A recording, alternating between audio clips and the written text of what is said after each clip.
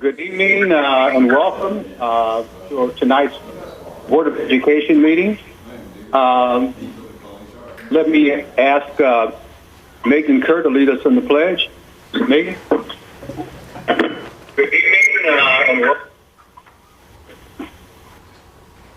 If you could stand and place your hand over your hearts and face the flag or face east.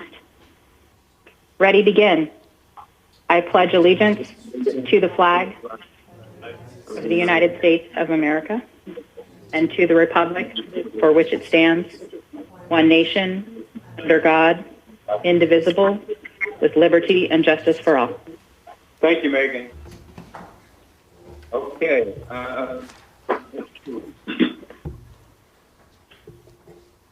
The video on YouTube is still going, so now they're sitting. Okay. We welcome those who are here for purposes of addressing the board at the proper time and in the order of their request. For those who have not already submitted a request, we have provided forms in the back of the room and also have additional copies here in the front at the Assistant Secretary's position.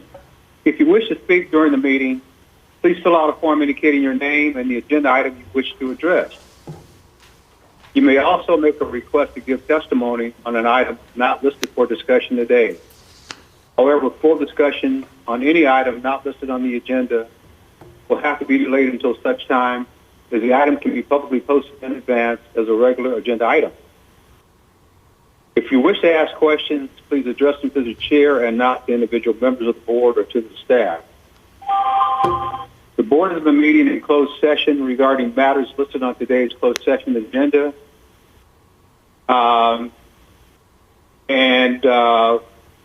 We do have a report coming out of closed session. Brent?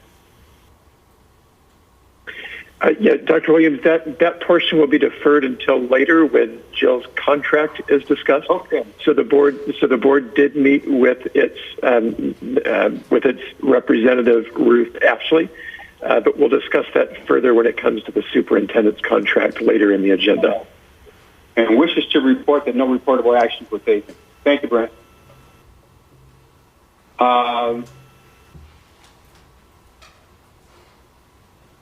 Okay. Public hearing. Yes, Dr. Williams, this is the time that we set aside for the Special Education Service and Budget Plans public hearing. We do not have any comments, so we're going to declare the hearing closed. Okay. Thank you, Chris. All right. Call for agenda items for separate action and adoption of the agenda is posted. Move approval. We do have one item to modify the agenda on the classified report. We're going to pull the pool operators abolishment. So that would be changed. Okay. I second approval as amended. Thank you very much. Discussion. Roll call. All in favor? Megan? Aye. Dr. Benitez? Aye. Mr. Meyer? Aye. Ms. Craighead? Aye. I vote aye. The motion is approved unanimously. Approval of minutes. Move to approval. Second. Discussion. Roll call. Megan? Aye. Dr. Benitez? Aye. Ms. Craighead? Aye. Mr. Meyer? Aye. I vote aye. The minutes are approved. Communications, Long Beach Council PTA, Letitia? Yes, I will be reading a statement submitted by Erica Dawson, who is the president of the Long Beach Council PTA. I want to thank the Board of Education and Superintendent Steinhauser for the opportunity to speak with you today. I would have loved to be there in person, but am thankful for the accommodations that technology has afforded us to still be connected when we are physically apart. For those listening who might not know, Long Beach Council PTA serves as support, training, and more to the 43 PTA units in Long Beach Unified School District. We have a strong leadership team that mentor the unit presidents so that they can run their PTAs well informed. Membership for this school year in our council is just above 14,565 members, consisting of parents, teachers, administrators, and supporters of children. When at a unit, PTA members advocate for all of the children in their school, not just the members. At Council PTA, we advocate for all children in our community. The motto for PTA, every child, one voice. Our PTA units have been very busy this year, from holding book fairs to funding projects and events at the school that they serve. We have seen talent shows and kindness weeks, science enrichment, and the National PTA Reflections art program, where 5 of our student entries made it to the California State PTA level. 1 student from Patrick Henry, Samuel Paxton, made it to the National PTA level for music composition. That has not happened in a long time for a Long Beach entry. We normally hold a reception to celebrate the 100-plus forms of artwork that is submitted to council. An online celebration is currently being worked on. This February, Council PTA, in partnership with the League of Women Voters Long Beach, hosted a candidates forum for the Board of Education seats that were on the March ballot.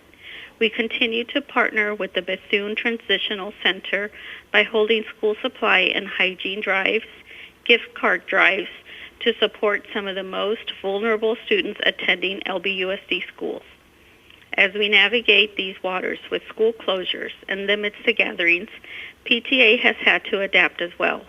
With direction from California State PTA, our units have moved to having their board meetings and association meetings virtually.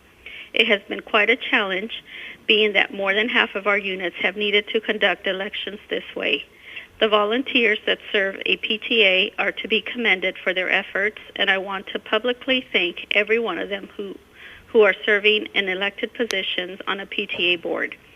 For those who serve on committees for programs and events that get their entire school population involved, I want to thank the members of the associations for showing your support for our mission. As part of IRS requirements for nonprofits, we are required to collect volunteer hours annually. With 37 of our 43 units reporting and adding to the council numbers, we are pleased to report that PTA units in Long Beach Unified Schools have logged 125,191 hours of volunteering. With the value of the volunteer hourly rate, that would equate to a dollar figure of $3,183,607.13 in time donated to the district. We have a symbolic check to give, which should be there. Since I can't be there in person, I sent a photo. We all need a why to do things we do, especially when it comes to giving of our time. Why did I get involved? There was a need. I had the time that was needed, so I said yes. Still, one of my favorite jobs that I've done. I was a Thursday fruit popsicle mom. Why do I stay involved? I've learned so much in the 10 years that I have been a volunteer. So now, serving on Council PTA, I am able to help guide and lead a team of helpers to support our units. Thank you, Erica Dawson. That's wonderful. Thank you, Leticia. Okay, moving right along. We are now at staff reports. There is none. I'm sorry.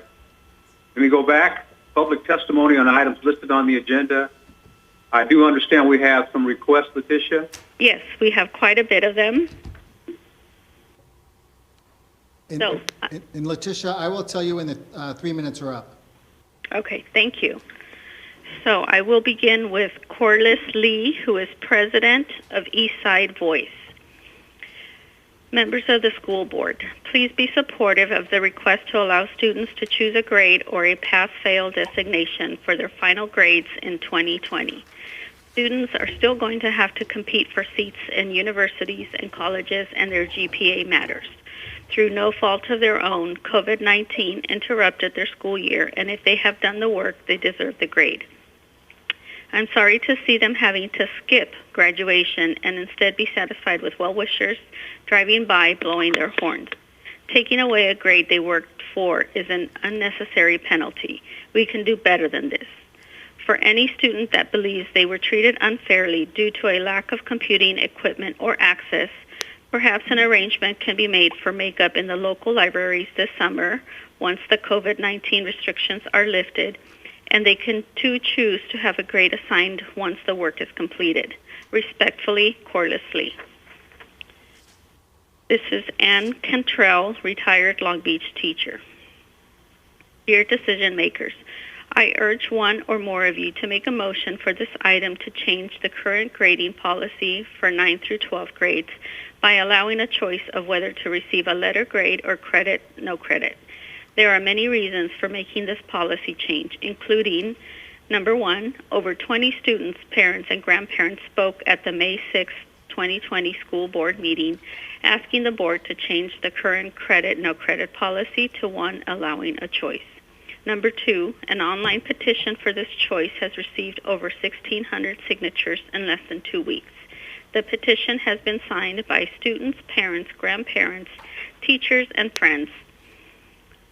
Number three, credit, no credit penalizes those students for whom receiving an A is very important. The school district has always placed great value on grades, rewarding those A students at graduations with medals and awards.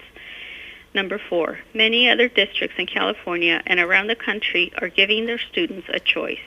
Long Beach students will be at a disadvantage, especially those AP students who would have received 5 points for an A grade. Their cumulative grade point average will be lower than students from those districts allowing a choice. Number five, teachers say that credit, no credit is resulting in less work and learning by many students. Number six, a choice is fair to all students. This is David Porsk. My name is David Porsk, or Porski, and I have been an English teacher at Milliken High School since the 1989-90 school year.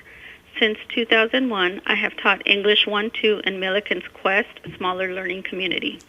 I applaud the many efforts of the LBUSD during the COVID-19 pandemic, especially in the distribution of technology and the decision to allow for credit, no credit semester grades for high school students.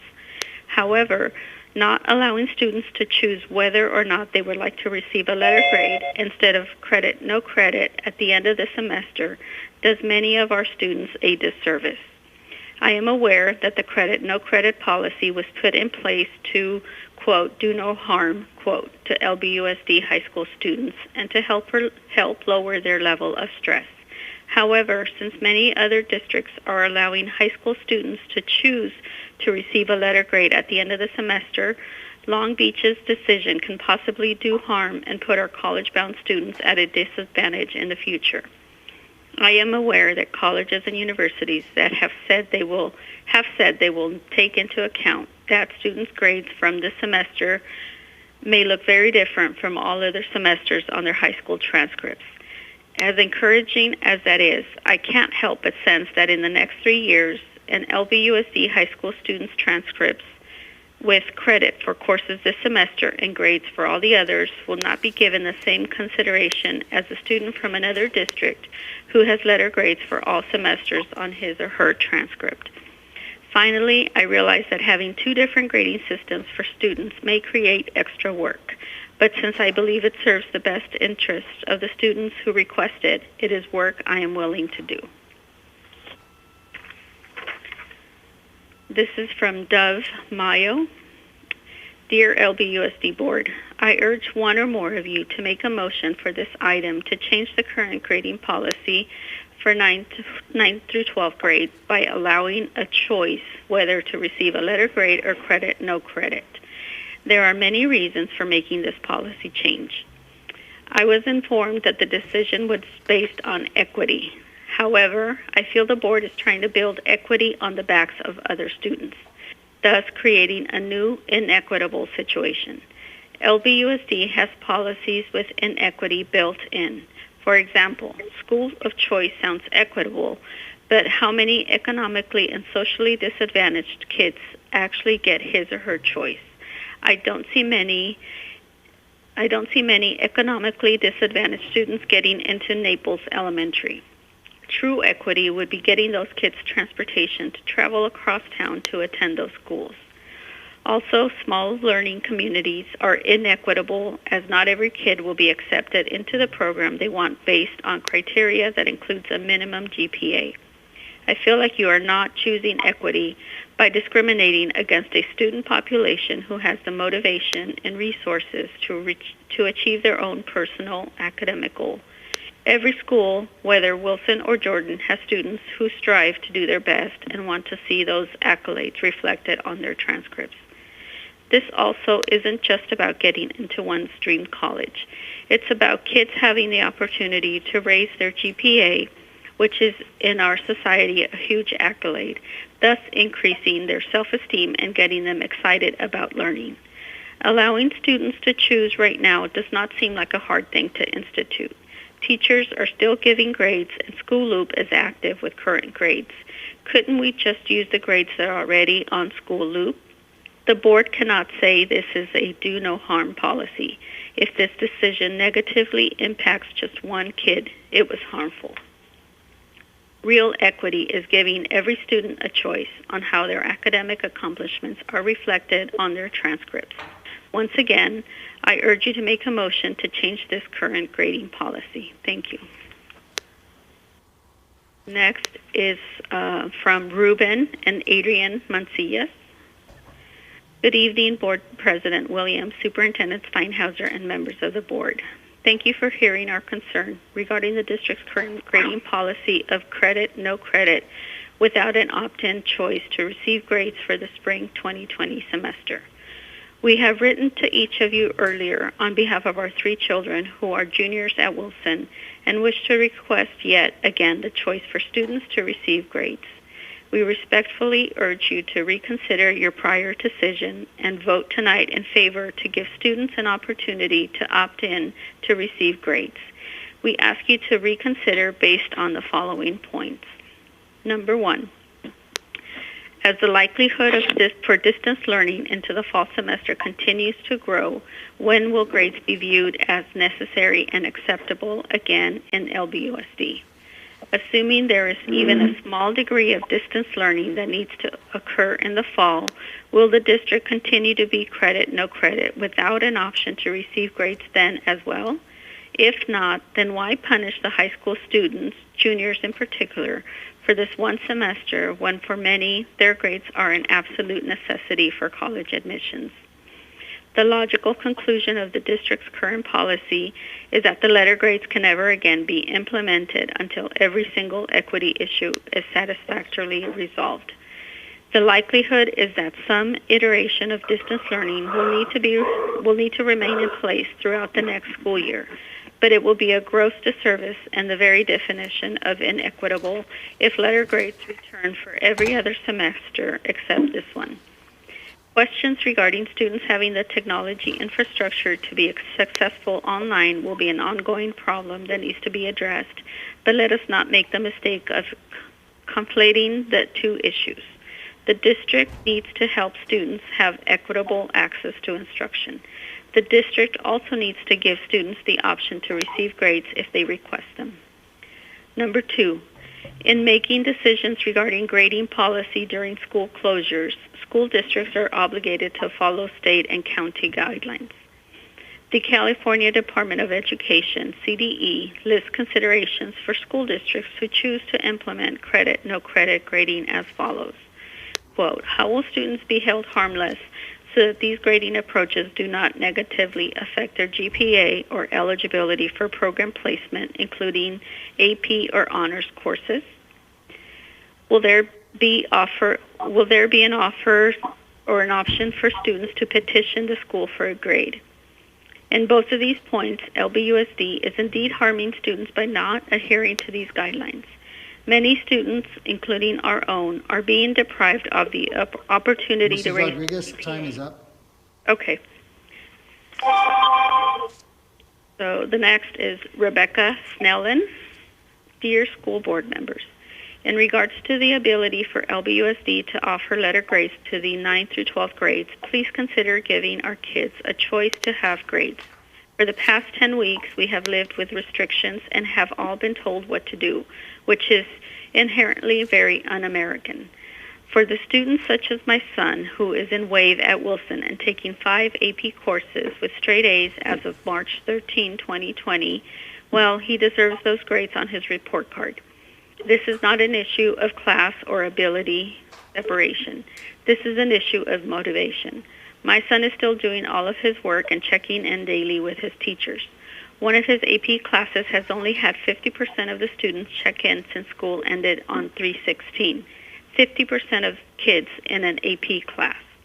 I tell my kids that their grades are their paycheck. Imagine you went to work every day and performed tasks beyond your duties, working overtime. At the end of the week, your employer said, "Great job this week. Here's a couple of gift cards instead of a paycheck." You can't pay bills with a gift card, just like our kids cannot get into college with credit, no credit. We have no idea what the colleges and universities are going to do because they have no idea what they will do with regards to opening campuses, types of classes, and acceptance policies. There is no single governing body for private and public high schools or for all of higher education in this country. State and private schools can do whatever they want. It is irresponsible for LBUSD to base any of their decisions on what the CSU systems say they might do. Just like the state cannot seem to understand what this virus will do next, neither can the higher education system predict what they will do in regards to college acceptance, grades, and test scores. Don't be caught contradicting yourselves, retracting or apologizing to our students down the road because you acted in haste or fear. Do what is right and best for our kids. Please, quote, do no harm, quote, and let our kids choose the grades they have earned. Respectfully, Becky Snellen. Next is Riley Cantrell. I am a sophomore at Milligan High School, and I urge you to make the motion for students to be able to choose between letter grades or the credit, no credit system. I created a petition asking for students to be given the option to have letter grades or credit, no credit. It has over 1,600 signatures. In addition, I've emailed Milligan teachers asking them what their opinions are on the credit, no credit system. I received many responses agreeing that students be given the choice. Teachers all over the district are still inputting grades as usual, so using letter grades for some students would have no negative impact on them or create chaos. Giving students the choice for which system they prefer is the best solution to this problem. Students can choose which option best suits them and benefits their educational futures. Plenty of other districts around the country are giving their students a choice. We are the minority who cannot choose what we want. This being said, we are at an immense disadvantage. Simply put, students with letter grades will have higher GPAs than ours. They will be accepted into colleges over us. We are at a higher probability of failure. Why not give us the resources to succeed and the chance to create a good name for the Long Beach Unified School District?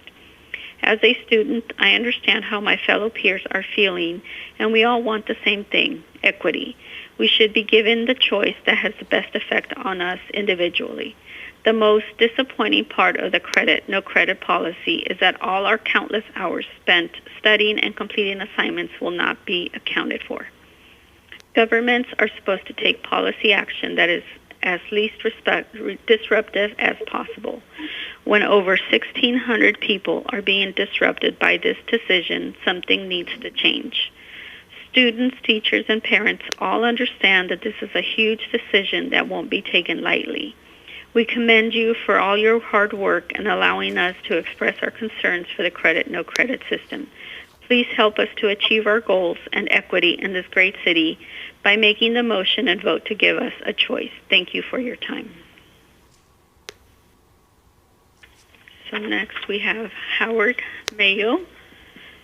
Dear board members, according to the LBUSD website, the district's grading embraces a do no harm policy. Can someone please explain to me how letting a student choose between credit or no credit or a letter grade is harmful? Thank you. Parent of 3 LBUSD children. This is a new one. This is, hi, my name is Tanya Wanamaker. My son is a sophomore enrolled at Woodrow Wilson High School in Long Beach. I am writing to express my support of an option for LBUSD students to receive letter grades for spring semester. Tomorrow will be the first time the board will have an opportunity to vote on this, and I urge you to make the motion and vote to give the students a choice. A choice is true equity. I believe a credit, no credit grading system is a favored attempt at a level set.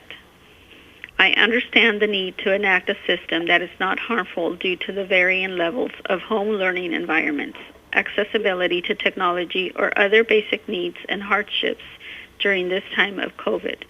For those who are struggling to meet the demand of an in-home learning environment without the safety and support that the school learning environment fosters, the credit no credit system is equitable for that subset of the population that would otherwise be negatively impacted of no fault of their own.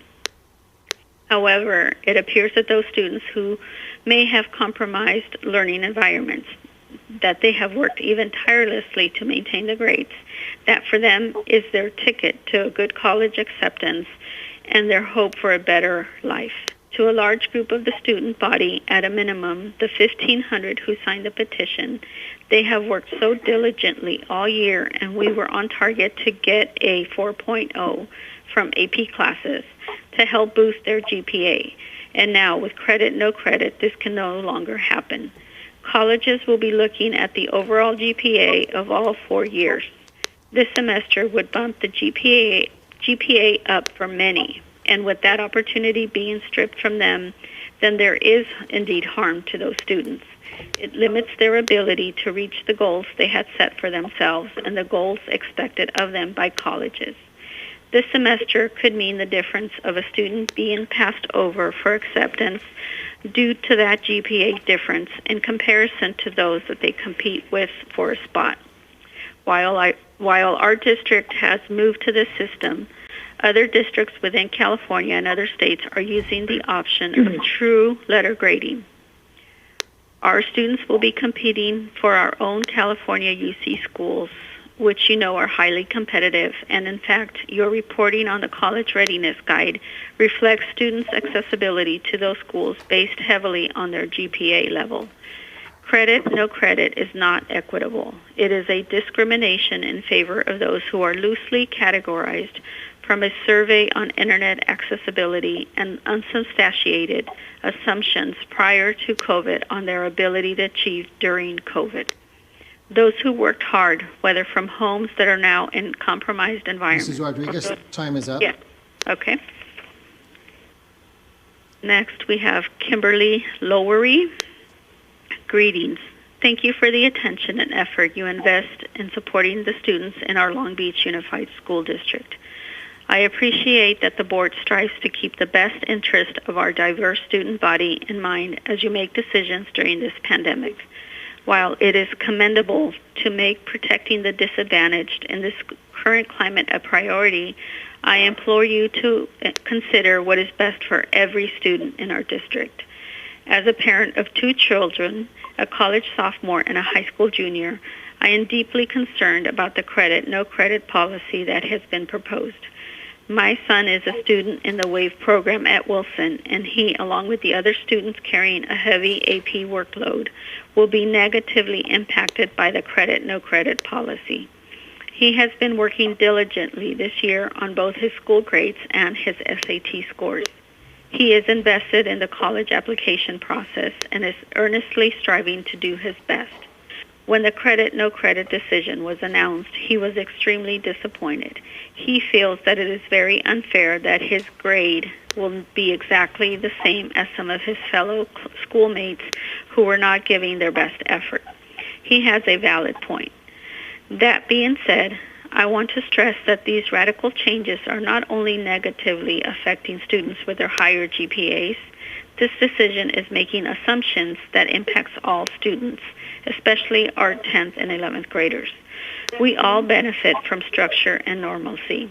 I believe it is our responsibility as the grown-ups to provide that structure, especially in times of uncertainty. Keeping expectations and boundaries consistent will reduce stress and provide framework. It will help the entire student body feel less untethered. In order to support all students, I implore you to implement a choice of credit, no credit, or an opt-in policy for those students who want letter grades and are fortunate enough to have a supportive learning environment at home. Don't take this opportunity for structure and normalcy away from the student body. Grant each student and their families the power to choose what solution is best in their current situation. I am confident each of you are giving your best effort to devise strategies that will support the future of our entire student body. Thank you for your time and consideration. This is from Kim Erkman. We recognize LBUSD focus on equity, yet college applications already have opportunities for students to explain educational or personal challenges. The common application has specific essay prompts, particularly number 1 and number 2, for students to explain their background or obstacles they have faced, in addition to a section on additional information. The UC application's personal insight questions, particularly number 4 and number 5, also ask students about an educational barrier or specific challenge. Colleges already have indicated they are going to be very responsive to students who have faced significant challenges because of the pandemic, and those essays would be compelling. Including a pass-fail option is equitable, but not offering a letter grade option to students denies many more students the opportunity to improve their record in their final semesters before applying. In some cases, these students are still trying to qualify for the minimum GPA for Cal State admission. Also, a possibly overlooked group when considering equity issues represents about half the student population, boys. Boys mature later than girls, which might partially explain why the students in the photos of LBUSD valedictorians are usually overwhelmingly female. Indeed, boys are now a minority on many college campuses, with many colleges approximately 60% female. Boys often need the final 2 years of high school grades to prove their academic ability after reaching physical maturity. Thanks again for your efforts. Next, we have Melinda Cotton. Dear LBUSD Board of Education, I urge the board to honor the request of a multitude of LBUSD students, their parents, and the public at large to change the current grading policy for 9th through 12th grades by allowing a choice of whether to receive a letter grade or credit, no credit. This seems only fair to LBUSD students whose current semester has been totally upended by the COVID-19 pandemic and its consequences. Thank you. Next, we have one from Tim Gilmore. I feel that the superintendent should have a 1-year employment agreement, not a 4-year agreement. I think it's a disservice to the community of Long Beach if we don't incentivize the first year for our superintendent. Then after 1 year, the board could come back and give her a 4-year agreement. I thank you for your time. Next, we have Christy Browns. Over 1,600 students, teachers, and family members are in agreement. Students should be given the choice as to whether they receive credit or a letter grade for the spring semester. The other school districts in California are awarding the students grades or the option to have grades or credit, no credit. I spoke with 3 school district administrators in Long Beach Unified, and the LBUSD administrators were not able to identify any other school district that only offered the credit, no credit policy. This evidence piece shows that the administrators did not make a fully informed decision when they chose the credit, no credit option for students. In addition, the parents and students did not choose the credit, no credit option that included a no grades option. Colleges want to see transcripts with letter grades. Harvard Medical School, for instance, has said it will accept pass grades for courses taken this semester, although it notes that letter grades would be preferred if the option for such grades is offered. This fine print that suggests there could be problems ahead for some applicants. Please see the article that contains this quote and states the pass-fail grades may harm students later, reported in PBS. This credit, no credit system appears to penalize those students who work hard for their grade. The other districts, including Los Angeles Unified, Los Alamitos, San Diego Unified, and many others, are giving their seniors a grade or a choice of credit, no credit. Long Beach Unified has not offered this option. Instead, LBUSD only offered credit, no credit, which is causing harm and emotional distress for many students and their families. Long Beach students will be at a disadvantage on their college applications. To be absolutely fair to all students, Long Beach should give the student a grade or a choice to receive credit, no credit. My child has a chance to become a National Merit Scholar based on his PSAT score, in which he scored in the 99th percentile. Taking away students' grades and awarding them only credit, no credit could harm the student's ability to receive merit and academic scholarships. This could harm students financially. The credit, no credit policy is causing harm to students and their families. In addition, the school districts in the surrounding areas are awarding grades to their students. Please afford the students an opportunity to choose a grade or credit, no credit. Thank you for your time. This is from Californians for Justice. Good evening, LBUSD board members. My name is Norma Rodriguez, and I am the organizing director with Californians for Justice. Californians for Justice, CFJ, is a statewide grassroots organization working for educational equity and racial justice by building the power of youth, communities of color, immigrants, low-income families, and LGBTQ communities. We are committed to elevating the voices of youth and empowering young people to create brighter, more just futures. Here in Long Beach, we have been building youth power for over 15 years. We work with student leaders at Lakewood, Poly, and Cabrillo, and district-wide, and we are proud partners with LBUSD in centering and building equity and inclusion. I'm writing to you all in regards to new business agenda item 26, grading policies, grades 9 through 12. We applaud the board's decision to pass the no harm credit, no credit grading policy passed on March 13, 2020. From the CFJ perspective, this decision centers equity by taking into account our highest need students and the challenges of inequity that the COVID crisis has exacerbated. We urge you to maintain this policy and not provide an opt-in option. Passing a last-minute opt-in option will further exacerbate inequalities and the achievement gap within the district for the benefit of a privileged few. To keep the expectations of grades the same when folks are worried about having stable housing, food to eat, and family members who are essential workers that are putting their lives at risk, inhumane.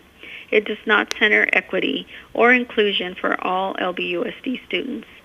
Maintaining the pass, no pass policy in place is the minimum that the district can do to meet students where they are at and ensure they don't fail because they didn't ask for this pandemic. We are hearing directly from our LBUSD youth leaders that this credit, no credit has taken some stress and pressure off of them, especially when they are facing so much uncertainty and concerns about their future. In a recent needs assessment we conducted with 600-plus students and families, COVID-19 has especially impacted the mental health of young people as they learn to cope through distance learning and family stress from rising unemployment and death rates. Many of our students are experiencing hardships with their families, like job loss, family members who are essential workers putting their health and safety on the line to pay the bills, housing insecurity, food insecurity, limited time due to stress from babysitting siblings, isolation, or difficult home environments, and the digital divide, lack of access to the internet. Overall, students and their families are trying to survive. Some thoughts from a couple of our high school youth leaders.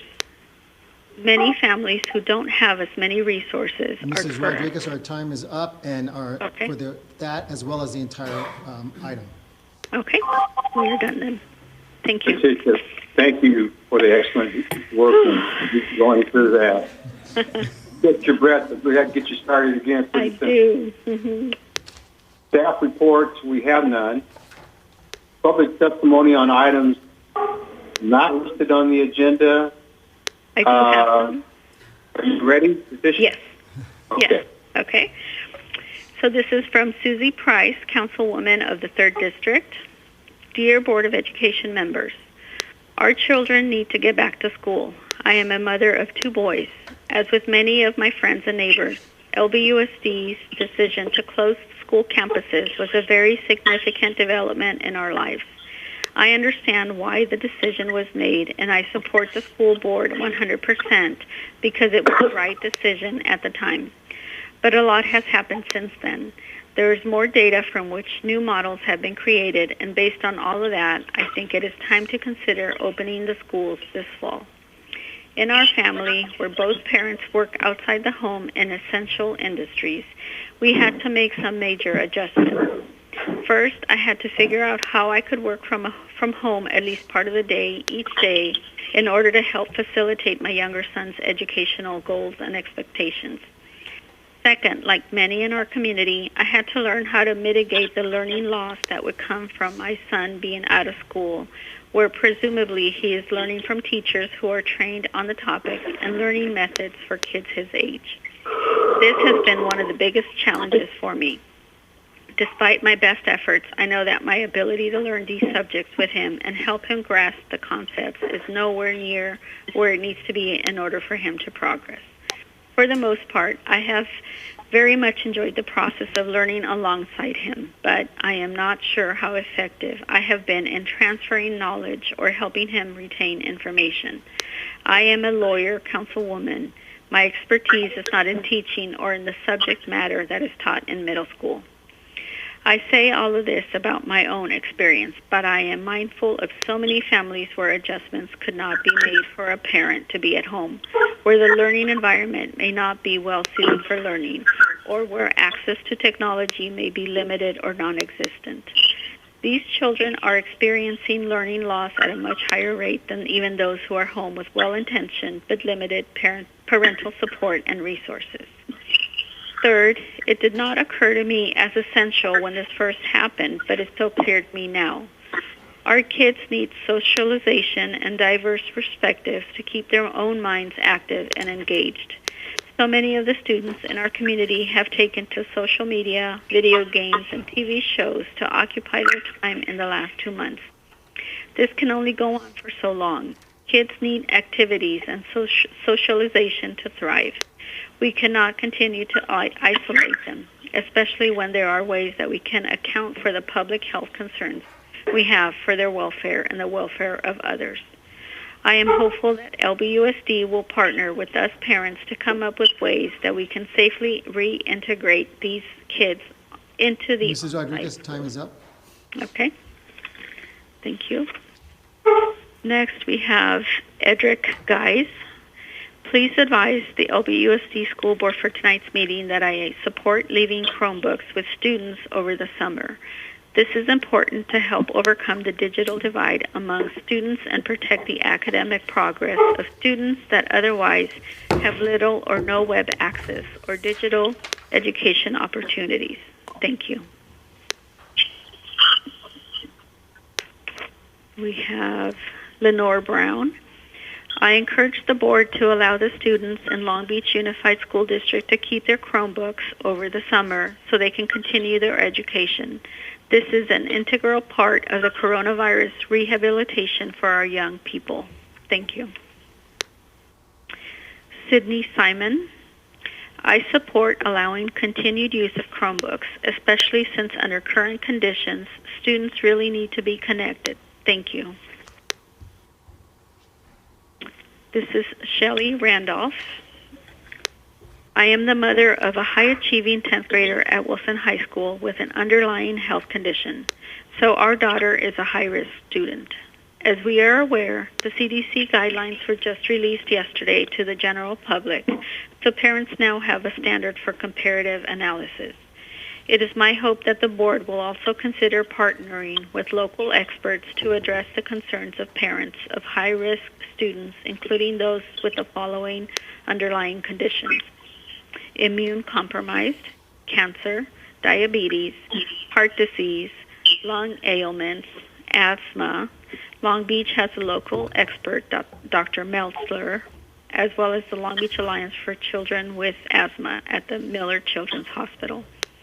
Bottom line, every high-risk family will have a lot to consider in assessing its own risk tolerance level and in formulating its own family plan. In general, my concern is that the physical school environment may not be sufficient for my family's risk tolerance level to allow our daughter to attend traditional school.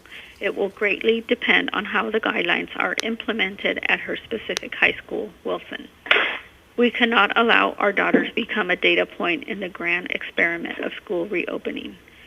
My request of the board is to allocate sufficient resources to provide the necessary services for students to pursue their education at the same level of academic rigor, but in an off-site environment at home.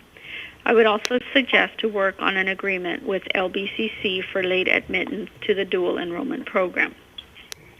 The dual enrollment program is one way to ensure high academics for those who want it, which is also convenient as the fall session is being taught in an online format.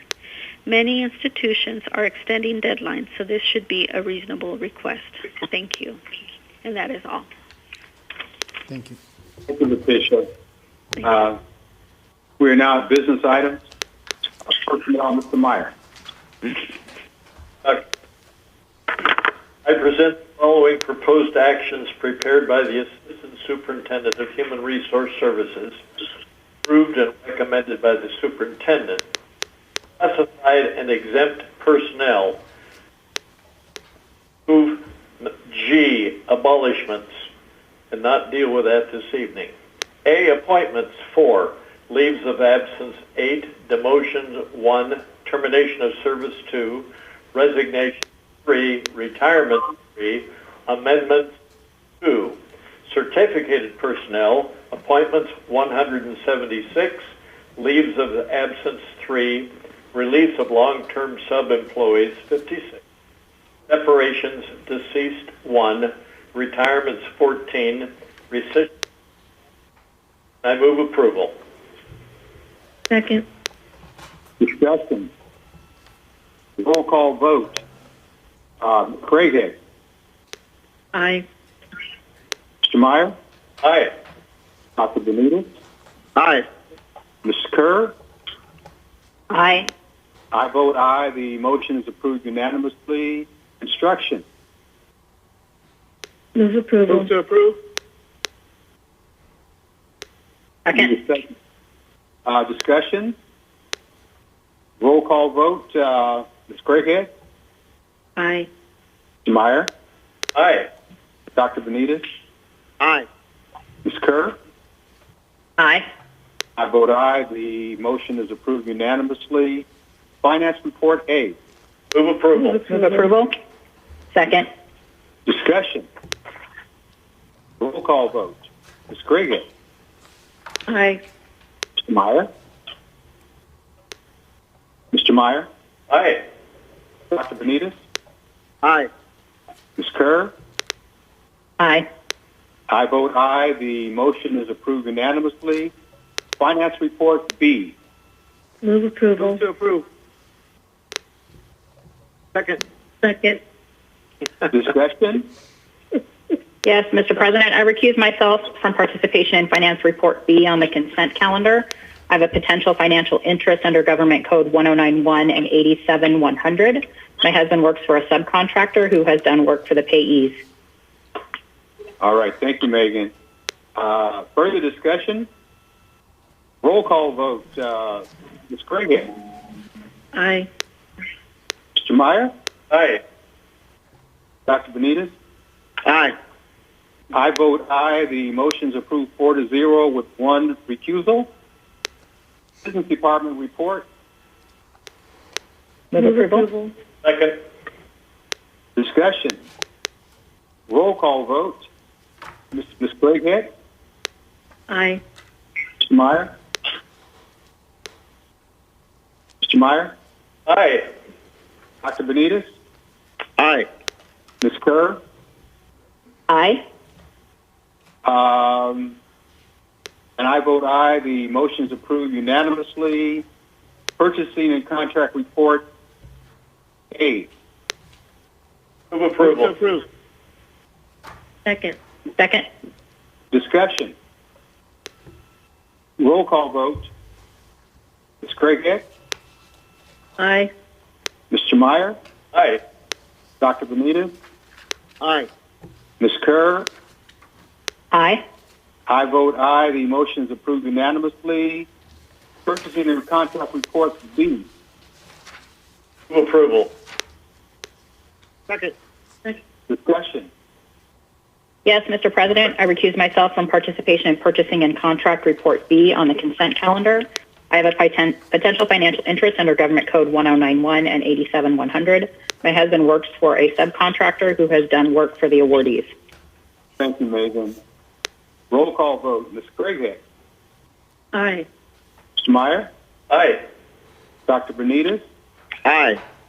I vote aye. The motion is approved 4-0 with one recusal. We are now at other items, superintendent items, administrative assignments. Yes, Mr. President and members of the board, staff makes the following recommendations for administrative assignments as well as movement, and I apologize up front to anyone who I mispronounced their name. So I'll start at the elementary school level. Maruna Utwa Laskar, who's currently an assistant principal at Lakewood High School, to a principal Avalon K-12. Helen Magana, who is currently the acting principal at Bircham, to principal at Bircham.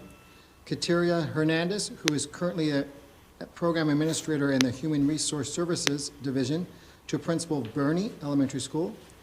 Christopher Lounsbury, who is currently principal of Avalon, to principal at Fremont. Karen Grunst, who is currently assistant principal at Muir, to assistant principal Hart 50% and Muir 50%. Linda Reynolds, who is currently assistant principal Hudson 50% and Lafayette 50%, to assistant principal at Nieto Herrera. At the middle and K-8 level, Stacy Benuzzi, who is currently assistant principal in the middle and K-8 schools office, to a principal of Lindbergh. Augustine Verara, who is currently a teacher on special assignment at Henry, to assistant principal of Marshall. Troy Bennett, who is currently a principal at Beach, to principal of Hughes Middle School. Thomas Espinoza, who is currently the principal of Keller Middle School, to principal Hudson K-8 School. Don Lomelli, who is currently principal Lindbergh Middle School, to principal Keller Middle School. Cassandra Richards, who is currently the principal of Fremont, to assistant principal at the Coverly Monroe Measure E site. At the high school level, Keisha Irving, who is currently the vice principal at Milliken High School, to the principal of Jordan High School. Veronica Ronnie Coleman, who is currently the principal of Jordan High School, to the principal of Sado High School. Cheryl Conejo, who is currently the principal of Cabrillo High School, to the principal of CAMS High School. Wendy Poffenberger, who is currently the principal of CAMS, to the principal of Cabrillo High School. Daniel Jimenez, who is currently assistant principal of Renaissance at 50% and Sado 50%, to assistant principal of Cabrillo High School. Cheryl Savio, who is currently assistant principal of Avalon, to assistant principal at Milliken High School. Raquel Welch Kitchen, who is currently the assistant principal at Marshall, to assistant principal at Lakewood High School. And the non-level, Pamela Rogers, who is currently a teacher on special assignment with Head Start, to the Educare Mentoring Supervisor, Educare.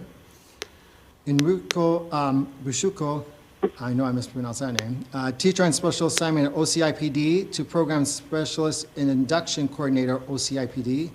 Rochelle Martin, teacher on special assignment with OSSS and OCIPD, to Program Specialist Collaborative Co-Teaching Coordinator. Leo Ramos, who is currently a teacher on special assignment in OCIPD to Program Specialist Professional Development in OCIPD. Mona Merlot, who is currently the principal of Sato High School to Principal in Special Assignment in the high school office. Mary Beth Murray, who is currently Assistant Principal Hart to Administrative Assistant, Office of Student Support Services. Luana Wesley, who is currently the Principal of Bernie Elementary School to Program Administrator, the Office of Student Support Services. Christopher Itzen, who is currently the Administrative Assistant in the Office of the Deputy Superintendent for Education Services to the Assistant Director, Marketing Media Services under the Office of the Superintendent. Market and Media Services is formerly known as OMS. New name. Ed Samuels, who is currently the principal of Hughes Middle School, to the Assistant Superintendent in the Office of the Superintendent. And these will be posted once the board takes action tomorrow. I move approval. Second. Discussion. Yes, thank you, Mr. Superintendent. First and foremost, I want to congratulate folks on their new assignments.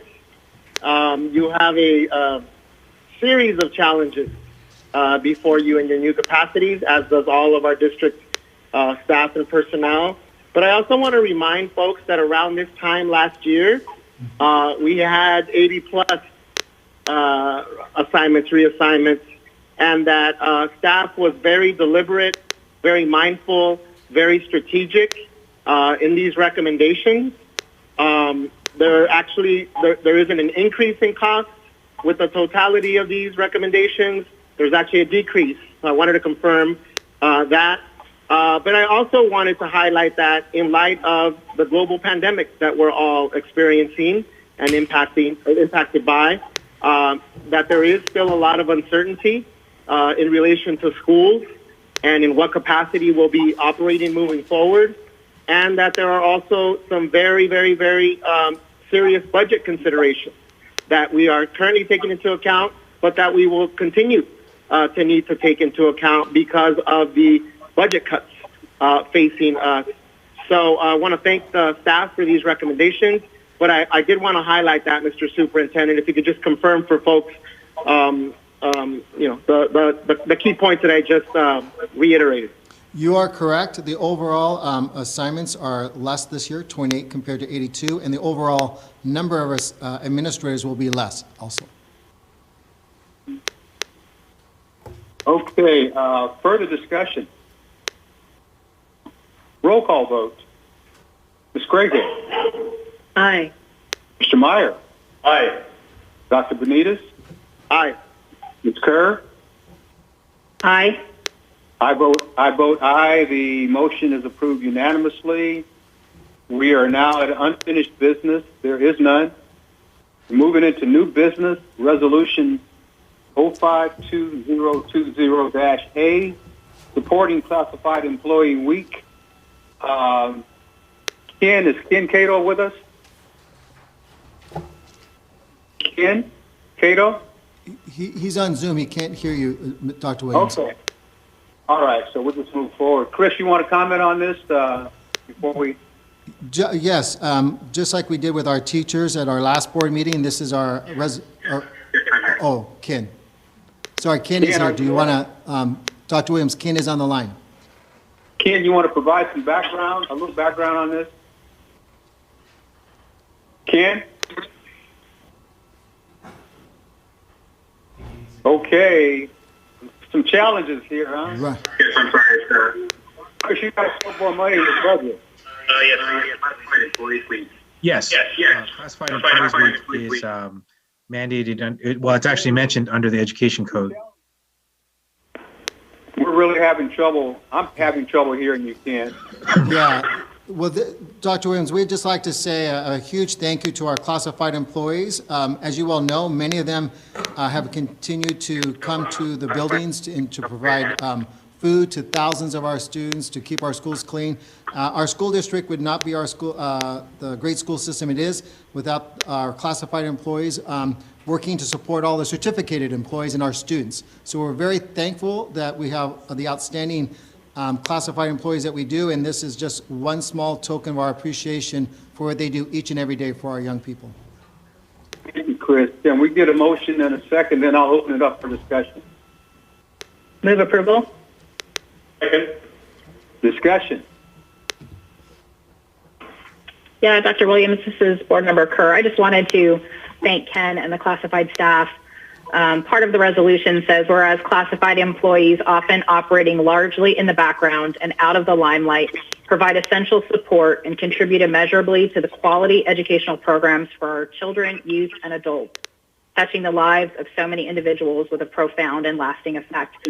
And I think that's really true. And one of my favorite events of the year is the classified barbecue that we have, because so many of these classified employees are off doing things spread out throughout our 4 cities and all of our school sites. And it's a day when we can really come together and celebrate them. And I missed that this year. And I just want our classified staff to know how incredibly grateful I am, and I think I could say on our behalf that we are, for all of the work that they are doing continuously throughout the school closure to make sure that our kids are healthy and that our kids are staying safe. So, Mr. Cotto, and to your team and the support that you give our classified staff, I'm grateful.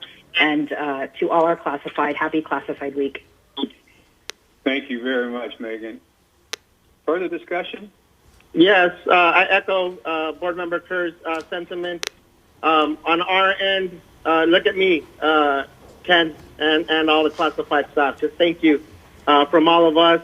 And I was looking forward to having some paletas, some ice popsicles at that classified celebration. Last year it was a fiesta theme.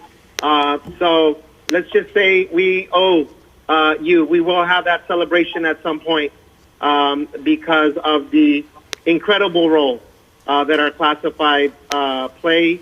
And in the last couple of months, the huge pivot that we had to lean on our classified. So truly thankful. And the 72,000 students plus their families and community members, I know I can speak on their behalf as well. Thank you so much. Thank you, Dr. Benitez. Further discussion? I just want to add my thanks and gratitude to all of our classified staff, and I think my colleague said it very well, but I just want to add my thanks too. Thank you very much. I think we all really understand, and particularly at these times, the tremendous role that our classified staff play in the workings of the school district. They're not a second-place team, they're a first-place team, and I do understand that the event that is normally scheduled will be rescheduled, so hopefully we'll all get a chance to come together and say collectively how much we appreciate what they do day in and day out, and especially during these times. So thank you to the classified staff, and I look forward to our continued work with you. Further discussion? Call for a roll call vote. Ms. Craighead. Aye. Mr. Meyer. Aye. Dr. Benitez. Aye. Ms. Kerr. Aye. I vote aye. The motion is approved unanimously.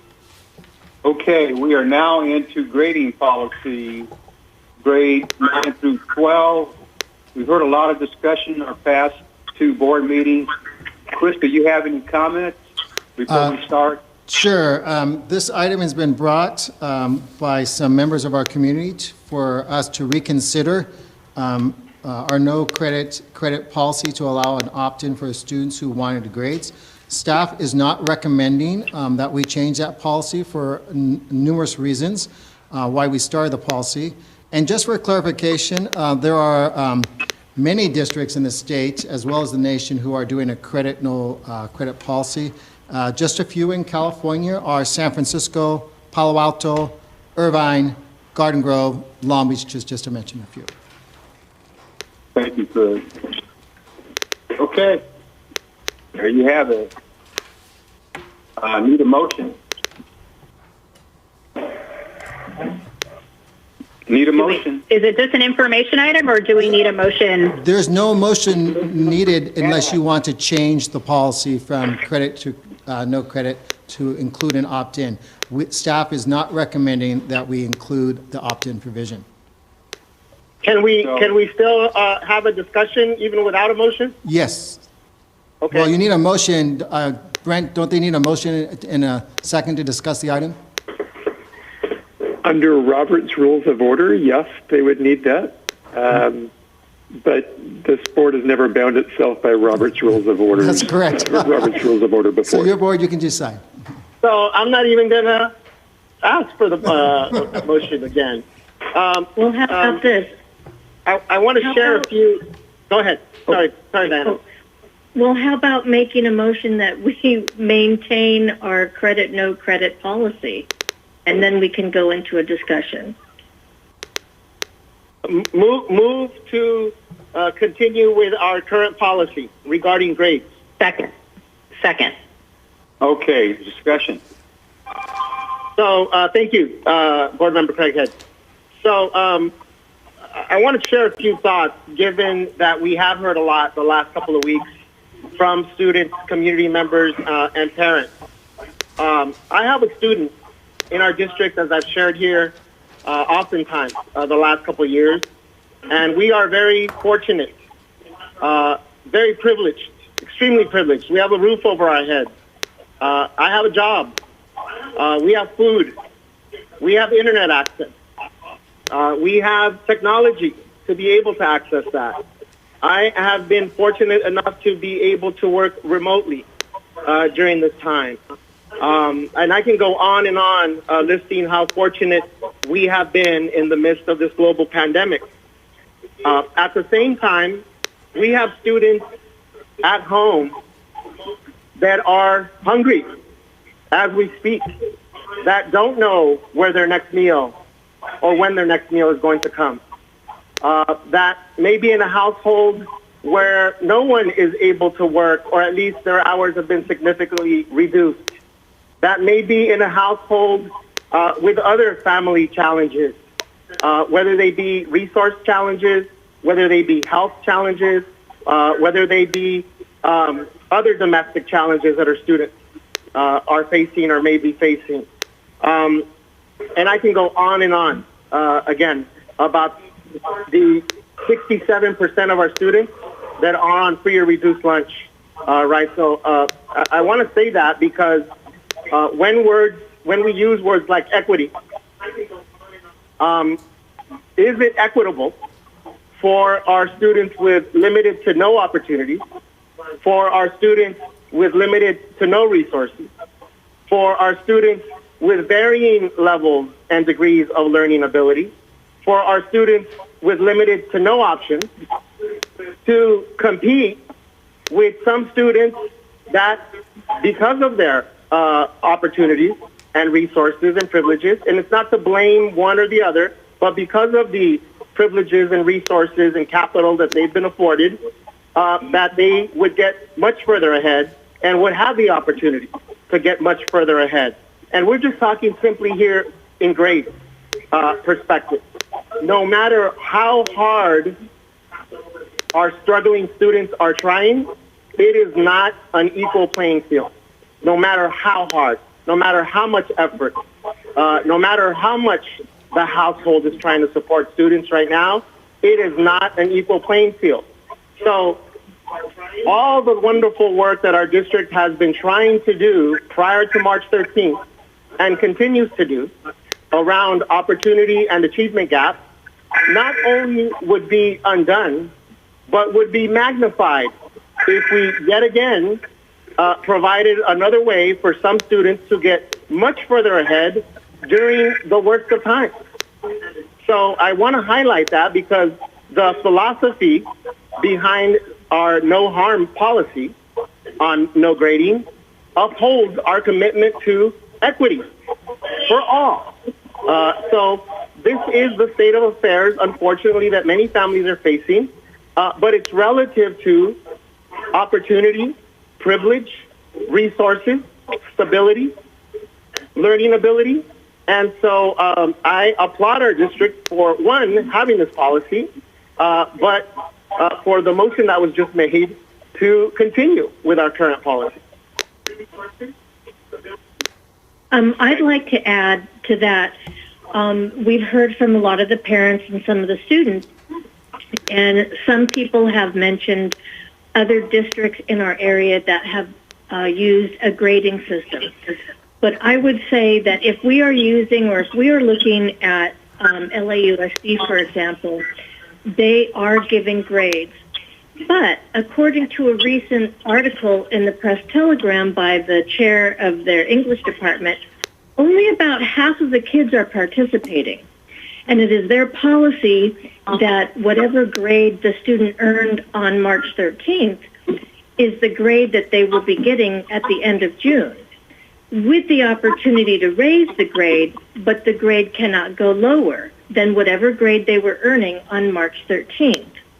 So if I'm a student in LA Unified and I'm earning an A or a B and I'm very happy with that, I don't actually have to do anything.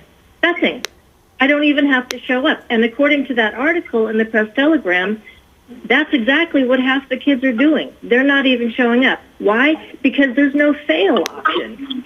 So there's a limited value to the grading system, and I kind of take offense to our policy of credit, no credit, when you're being put up against this policy of giving grades when there's not a true value to those grades. And I think that's a big part of this equity is I think what we're doing is the right thing, and I stand beside that. And that's one of the reasons. Thank you, Diana. Further discussion? Yeah, I'd like to echo my colleagues' comments. I've made my feelings on this fairly well known on my public Facebook page. I've responded to those about 33 people who have reached out to me via email. I do want to shout out to the 2 students who reached out. Of that 33, 2 of them were students. I always listen and take into consideration what I hear. But this decision is bigger than 33 to 40 people who reached out to me. This is about a larger community. One of the examples that I tried to give was that we could have 2 students. They could be at the same school or they could be at different schools, taking the same classes with the same exact GPA, with the same desire to apply to a college, who on March 13th, their world turned upside down. And the circumstances in which they found themselves were completely upended they had no control over it. None of us have had any control over this. And by circumstance, one student can continue to dedicate hours and hours a week or a day to their studies. And that other student with the same grade circumstances may suddenly have to work more hours because they worked at an essential job and now they're available. I had a teacher reach out to me to say that one student is now doing Instacart runs with their family because their parents aren't working. So that same student, AP class as somebody else, no longer has the opportunity to advance. And so by allowing students to get a grade, we're saying that student who has the opportunity to sit in a safe home where they are well fed has the opportunity to get an academic advantage over someone who is not in that circumstance. It's very clear. So we're not harming folks by not allowing them to get an advantage over their peers. What we're saying is no student has control over the situation. No student has control over what's happening in the world and in their home and with their employment status. And so we're going to relieve the burden of feeling like they need to overperform just to stay even with their peers. I stand by this decision really firmly, and I'm really proud of us. This is one of the most important things that we've done. And it's hard to hear people. It's hard to know. And so I will say that I have not received comments from hardly any of my constituents who I serve. I know Dr. Benitez and I have very similar constituencies. And so what I'm hearing from some of my students and my teachers in my schools as this has been one thing that has helped make the world being upside down a little easier for them. And so our obligation is to the majority of our students. You know, we have 25,000 kids in high school, 25,000 kids who have very different circumstances. So I firmly stand beside this decision, and I'm grateful for my colleagues' comments. Thank you. Further discussion?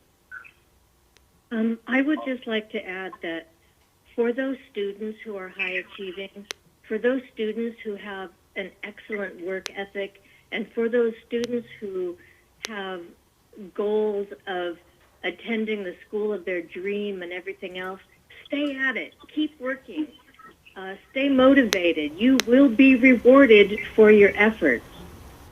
And just, you know, congratulations on doing so well, but continue to do that. Thank you, Diana. It's now time to vote on the motion. Roll call vote. Ms. Craighead? Yes, this is to maintain our policy of credit, no credit. Right. Yes. Right. Mr. Meyer? Yay. Dr. Benitez? Aye. Ms. Kerr? Aye. I vote yes. The motion is approved unanimously. Thank you, one and all. Superintendent's employment agreement, Brent?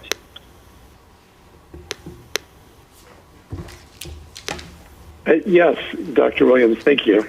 Dr. Williams and members of the board.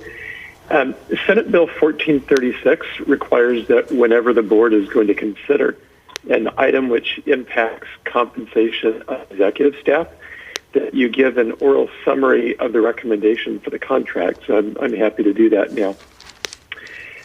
Because Long Beach Unified School District never conducted a salary survey during Chris's term between 2002 and 2020, the district discovered that its superintendent's salary was in an 18-year time warp because it looked at competing superintendent salaries for the other large urban California districts. It discovered that the superintendent salaries for the other large urban California districts increased considerably during that time, and that they significantly outpaced Chris's salary. Currently, the average base salary for large urban superintendents in California is at right around $329,000 for base salary. But that's just the base salary. Superintendent compensation packages sometimes contain bonuses and other benefits that significantly increase the compensation packages.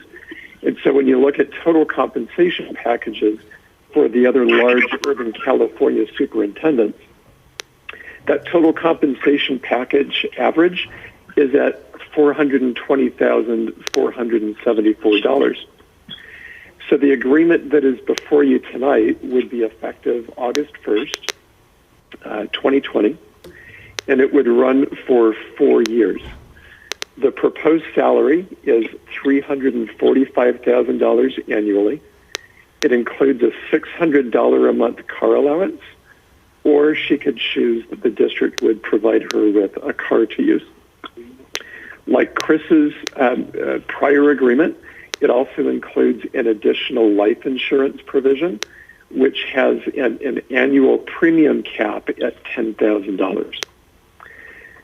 Her other benefits would be the same as apply to other executive staff.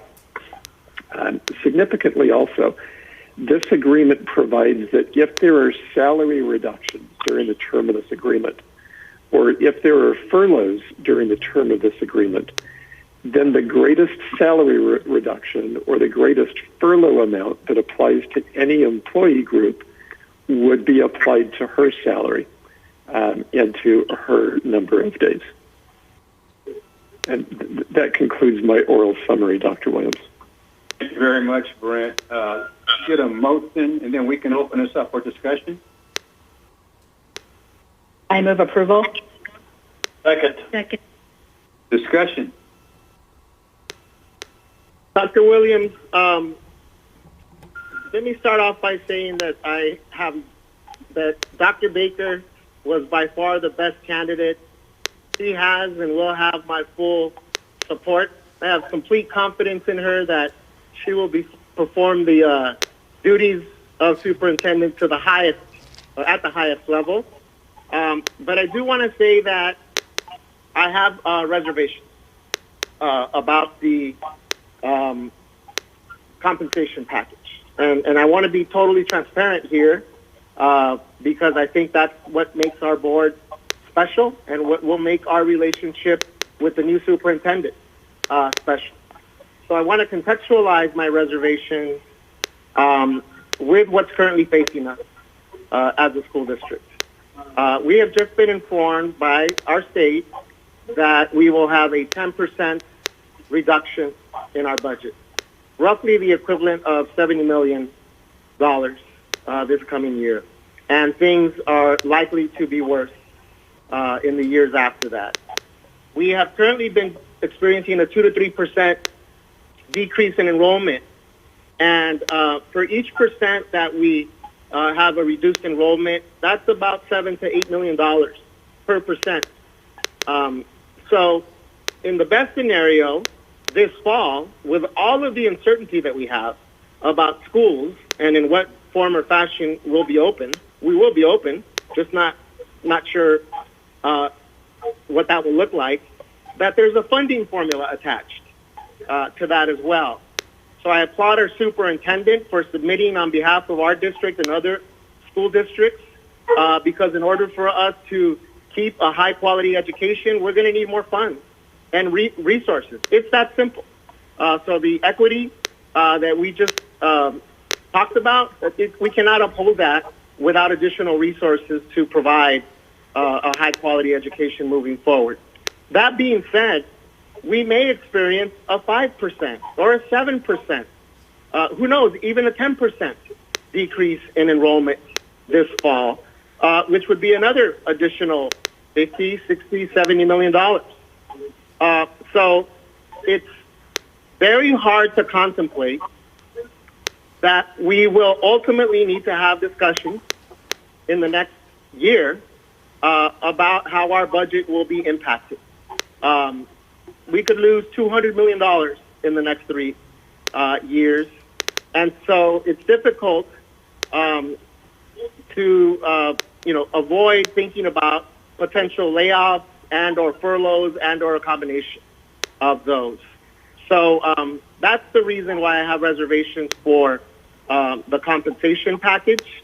Like I said, I have full confidence in Dr. Baker. She has a proven track record in our district, and she will continue to lead our district. I just have reservations about the salary, and it's unfortunate that our current superintendent, Mr. Steinhauser, was so severely underpaid all these years. But I wanted to share that as part of our discussion. Thank you, Dr. Benitez. Further discussion? Brent, could you tell us, with a total compensation package, where that, some averages, where would that land our next superintendent in terms of total compensation package compared to peers? Yeah, so the total compensation package for other competing superintendent districts would be at about $420,000. Hers would be at around $383,000. So her total compensation package would come in significantly below the average of the other large urban California superintendent salaries and compensation packages. Thank you. Further discussion? You may have said this, Brent. I apologize if I missed it. I'm looking for it here in my paperwork. What is our current superintendent's base salary? His current base salary, I believe, is at $287,000. I'd like to add, I am so proud that we have offered a contract to Jill Baker, validating her worth. We are so lucky to have her It's like walking into a lion's den this next fall and years to follow, and the challenges she has to meet. If anything, probably what we're offering her is underpaid for the responsibilities she has to assume. Thank you, John. Further discussion. Let me just add that given the circumstances that we're now having to deal with, I think initially I would have had a bit of concern about where this base salary was as well. But based on the fact that there would be adjustments made based on budget realities in her salary, I feel very comfortable in moving forward on this because of that. And all the other discussion about what we're being confronted with as a school district in terms of the work that needs to be done to make sure that we remain one of the top performing school districts in the nation. Again, I just want to reiterate the fact that she has agreed to cuts as necessary based on budget realities, and because of that, I'm comfortable with supporting this salary. Further discussion. Okay, roll call vote. Ms. Craighead. Aye. Mr. Meyer. Aye. Dr. Benitez. I will abstain for the reasons that I mentioned. Okay. Ms. Kerr. Aye. And I vote aye. The motion is approved 4-0 with one abstention. Thank you. Okay. We are now at report of board members. Let's start with Mr. Meyer. Thank you. I think I've used up my time. Thank you, John. Ms. Craighead.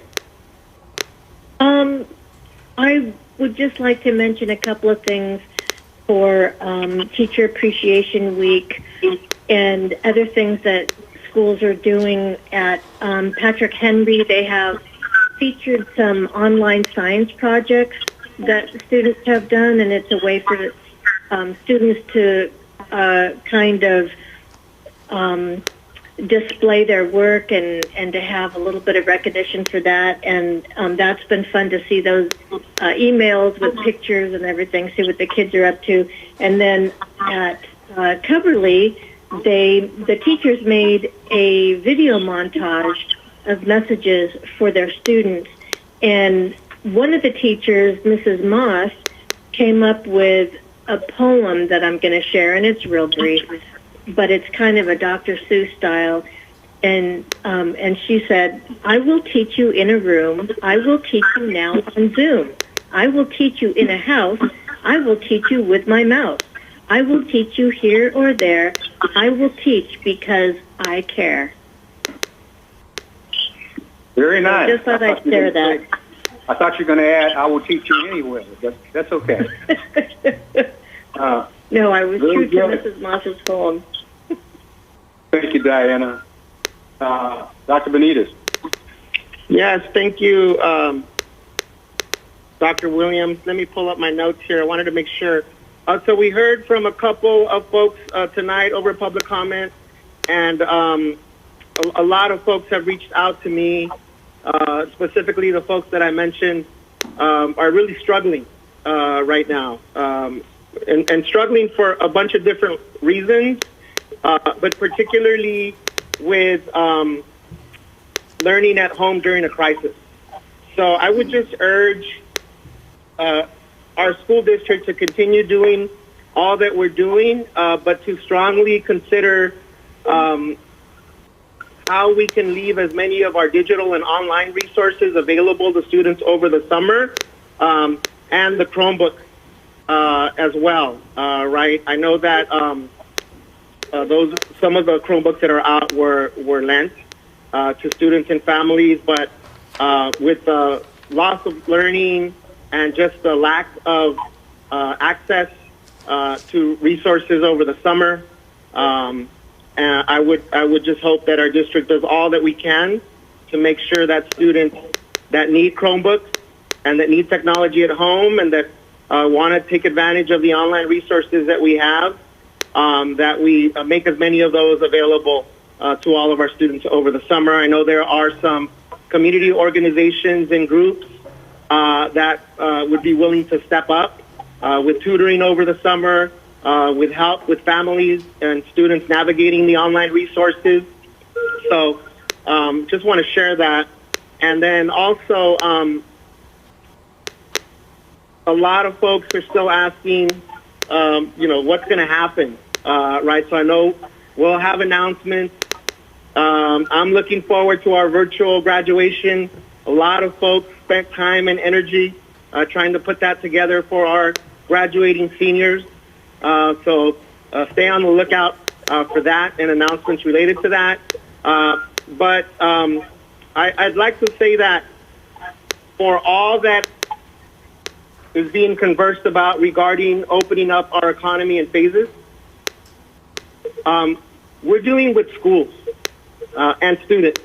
And so I think it is hard for our community members to, on the one hand, juxtapose that some things in our economy are opening up, and then the frustration of not knowing what our schools are going to look like. But first and foremost, we're looking out for the safety and health of not just students, but our staff and our teachers. So even though it may be very frustrating for many, many parents that have reached out to me, I stand by us not making any hasty decisions around opening up schools in the way that they were opened before, and exploring any and all possible ways that schools will be open. And the thing is, schools haven't even closed. That's the other thing, right? That teachers are working, staff is working. The school sites are not as busy or as full as they normally are during this time of year. But I have to remind folks that even though, golf courses are open, a golf course is not a school. Even though tennis courts are open, tennis courts are not schools with thousands of students at them. And again, unless we really think about what it's going to take to properly fund schools and maintain health and safety in the highest educational levels possible for students, then it's a zero-sum game. We cannot both maintain the health of everyone and at the same time offer the same kind of instruction that we've been offering. So thank you to our district staff, our executive team, our teachers for pushing through.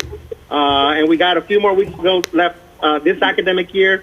We'll have some more conversations over the summer.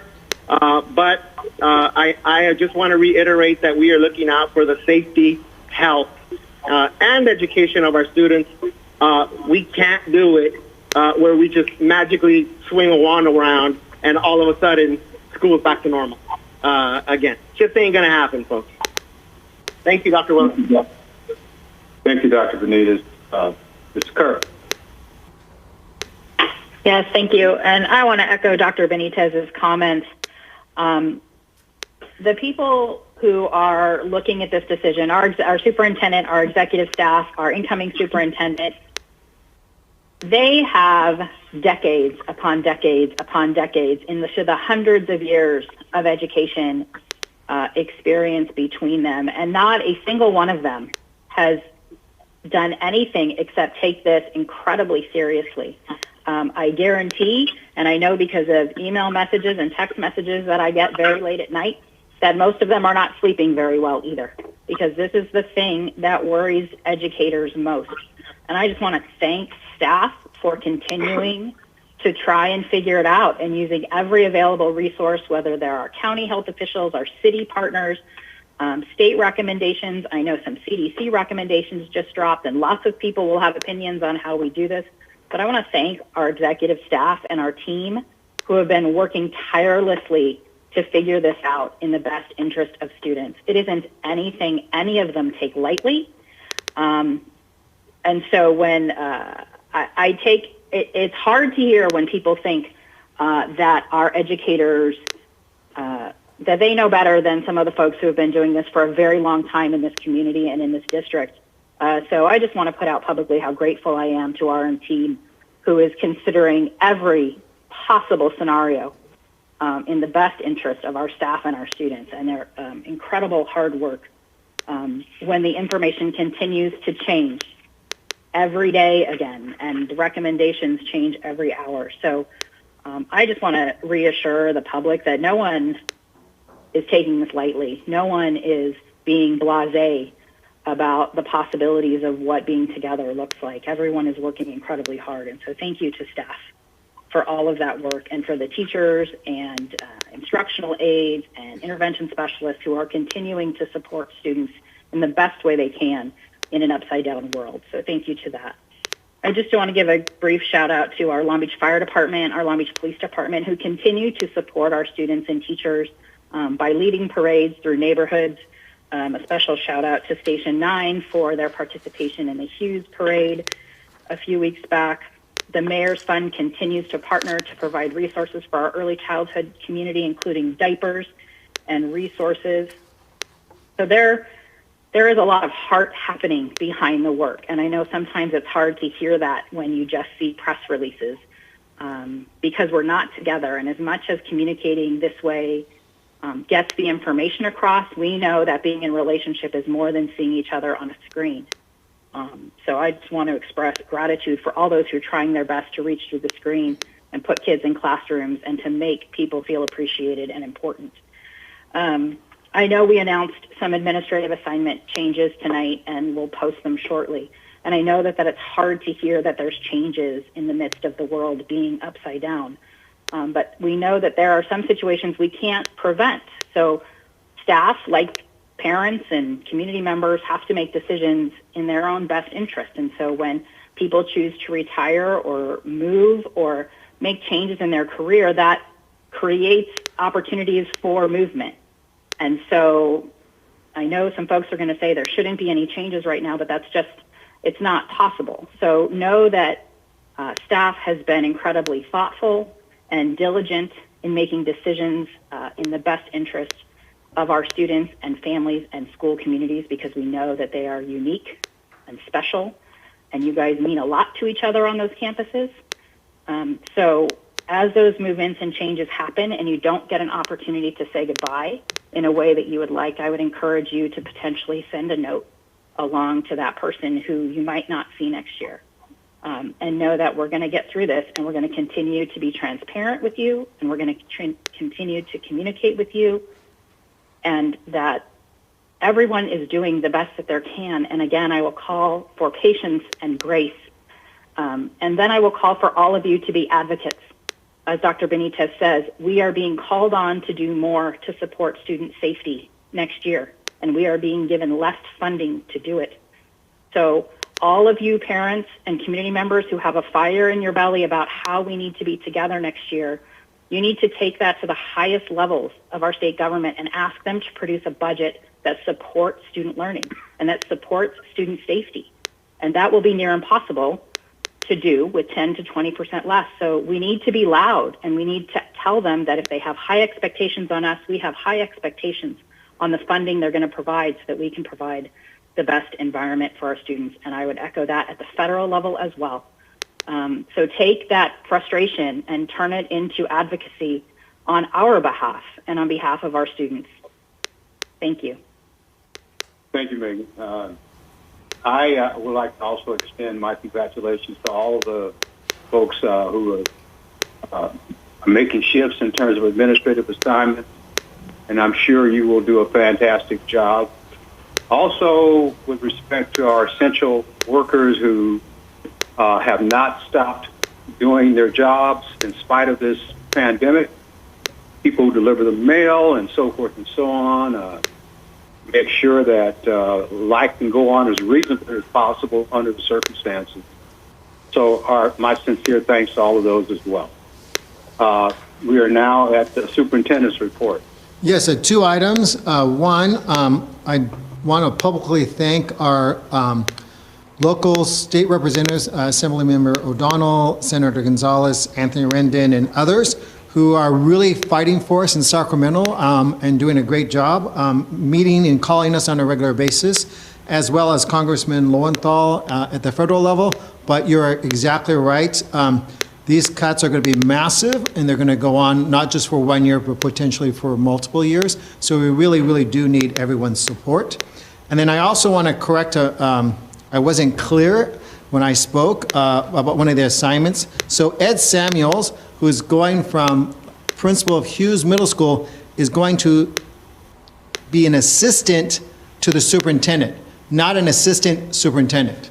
So maybe one day he'll be an assistant superintendent, but not today. So he's a great person. So I just want to make sure that everyone, because someone got social media and, as we were speaking. So Ed will be a great assistant to Dr. Baker.